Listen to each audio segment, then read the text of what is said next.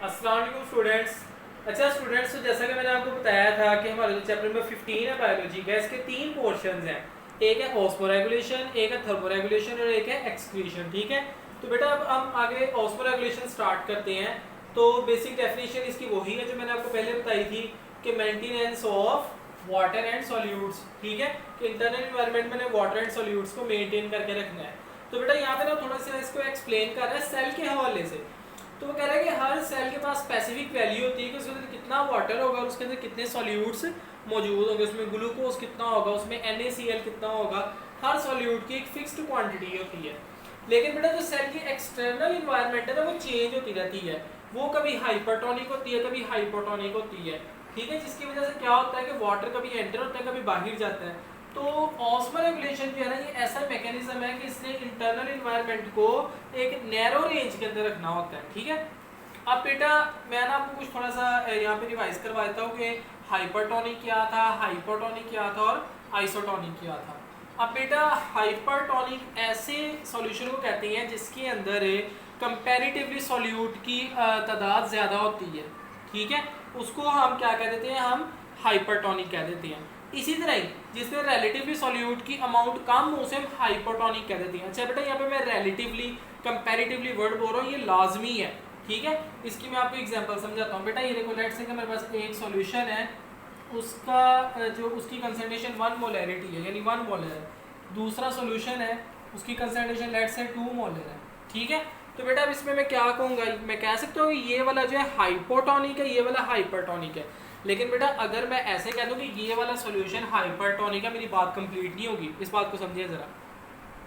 मैं कहूँ ये वाला सॉल्यूशन हाइपरटोनिक है as compare to this solution, अब मेरी बात कंप्लीट हुई है कि इस सॉल्यूशन से अगर हम कंपेयर करें तो ये हाइपरटोनिक है। इसकी मैं आपको एक और एग्जांपल से समझाता हूँ कि लेट्स से बेटा ये एक सॉल्यूशन है और इसकी है 3 मोलैरिटी, यानी कि 3 मोलर सॉल्यूशन है हमारे पास। ठीक है, मोलैरिटी इसकी 3 है। तो अब बेटा ये देखो, अगर हम इन दोनों को कंपेयर करें तो ये सॉल्यूशन क्या बन गया, हाइपोटोनिक। और अगर हम इन दोनों को कंपेयर करें तो ये सॉल्यूशन क्या बन गया, हाइपरटोनिक। यानी कि ये हम मतलब कि इसको अकेले को डिसाइड नहीं कर सकते कि हाइपरटोनिक है कि हाइपोटोनिक है। जब हम कंपेयर करते हैं तब हम डिसाइड करते हैं। तो इसलिए बेटा आपने रिलेटिवली नहीं भूलना। ठीक है, तो बेटा यहाँ पे हम वाटर बैलेंस प्रॉब्लम्स की बात करते हैं। तो जो सेल है ना, लेट्स से ये हमारा सेल है, इसकी जो एक्सटर्नल इन्वायरमेंट है ये 3 किस्म की हो सकती है। या तो वो हाइपोटोनिक होगी, या वो हाइपरटोनिक होगी, या आइसोटोनिक होगी। ठीक है, हाइपोटोनिक इन्वायरमेंट, हाइपोटोनिक इन्वायरमेंट क्या होती है, if the external environment of the cell is less concentrated more dilute. बेटा ये दोनों बातें ना सेम ही है। ठीक है, कंसंट्रेटेड वो होता है जिसमें सॉल्यूट की क्वांटिटी ज्यादा, और डाइल्यूट वो होता है जिसमें सॉल्यूट की क्वांटिटी कम हो। तो बेटा लेस कंसंट्रेटेड या मोर डाइल्यूट में कह लो तो दोनों सेम बातें हैं। As compare to the internal environment of the cell, तो उसको हम क्या कहेंगे कि वो इन्वायरमेंट कौन सी है, हाइपोटोनिक है। इसके अंदर क्या होगा कि वाटर जो है वो सेल के अंदर एंटर हो जाएगा, जिसे हम एंडोस्मोसिस कहेंगे। एंडोस्मोसिस का प्रोसेस हो जाएगा, इस वजह से क्या होगा कि सेल जो है वो टर्जिड हो जाएगा और वो बर्स्ट भी कर सकता है। बेटा प्लांट सेल जो है ना, उसका आपको पता है कि उसके बाहर जो है ना वो सेल वॉल होती है। ठीक है, सेल वॉल से क्या होता है कि वो जो टर्गर प्रेशर है ना वो उसको बियर कर जाता है, सेल बर्स्ट नहीं करता। तो प्लांट सेल तो बर्स्ट नहीं करेगा, लेकिन जो एनिमल सेल है वो बर्स्ट कर जाएगा। तो बेटा यहाँ पर आप एक डायग्राम देखिए, ये मैंने बनाई है। ये डायग्राम मैंने बनाई है किस सॉल्यूशन के लिए, हाइपोटोनिक सॉल्यूशन के लिए। ठीक है, हाइपोटोनिक सॉल्यूशन। तो बेटा ये देखो कि बाहर जो है वो डाइल्यूट है, अंदर कंसंट्रेटेड है। ठीक है, तो वाटर क्या हो जाएगा, वो एंडोमोसिस ऑस्मोसिस से अंदर एंटर हो जाएगा और सेल जो है वो टर्जिड हो जाएगा या वो बर्स्ट कर जाएगा। उसके बाद नेक्स्ट आती है हाइपरटोनिक। हाइपरटोनिक क्या है कि जो बाहर है वो मोर कंसंट्रेटेड या लेस डाइल्यूट है। ठीक है, और अंदर जो सेल है वो लेस कंसंट्रेटेड है।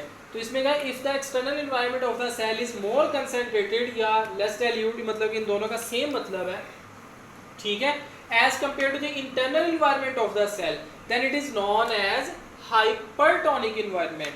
ठीक है, वाटर मूव्स आउट, वाटर जो है वो बाहर चला जाएगा, क्योंकि बेटा आपको पता है वाटर जो है वो हमेशा हाइपरटोनिक से हाइपोटोनिक से हाइपरटोनिक की तरफ मूव करता है। ठीक है, तो जो सेल का अंदर है इस वक्त वो हाइपोटोनिक है, बाहर हाइपरटोनिक इन्वायरमेंट है, तो अंदर से बाहर की तरफ मूव कर जाएगा। ये मैं आपकी कंफ्यूजन क्लियर कर दूं, जो वाटर है वो हमेशा जो है वो हाइपोटोनिक से हाइपरटोनिक की तरफ मूव करता है, ठीक है।